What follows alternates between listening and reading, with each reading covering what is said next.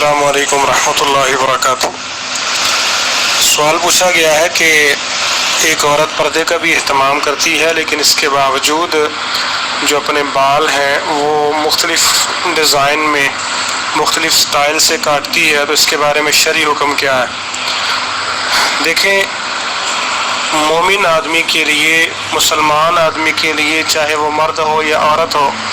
اس کے لیے اللہ کے رسول صلی اللہ علیہ وآلہ وسلم کی ذات گرامی بہترین آئیڈیل ہے، اور بالخصوص مسلمان خواتین کے لیے صحابیات، بالخصوص ازواج مطہرات امہات المؤمنین رضوان اللہ تعالی علیہم اجمعین،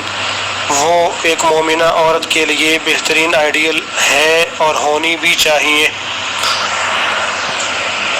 ایسے پردے کا کیا فائدہ کہ جب ایک عورت پردے کا اہتمام بھی کرتی ہے، اللہ تعالیٰ کا شکر ہے، لیکن اس کے باوجود پس پردہ وہ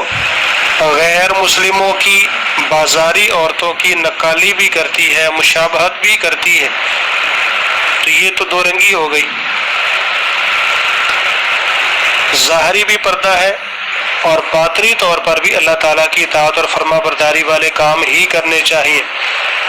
تو بالوں کی کٹنگ، پہلی بات تو یہ ہے کہ عورتوں کا کوئی جواز ہی نہیں بنتا، الا کہ اگر کوئی کسی قسم کی بیماری اللہ نہ کرے کسی کو لاحق ہو گئی ہے، یا یہ ہے کہ بعض خواتین کے جیسے بال جو ہے وہ نیچے سے ان کی جڑیں خراب ہو جاتی ہیں، یا ان کے منہ جو ہے وہ دو تین بن جاتے ہیں اور بال ٹوٹنے لگتے ہیں، تو بعض طبیب حضرات کا یہ کہنا ہے، ڈاکٹر حضرات کا یہ کہنا ہے کہ اگر ان کے جو منہ ہیں وہ آگے سے ہلکے ہلکے کاٹ دیے جائیں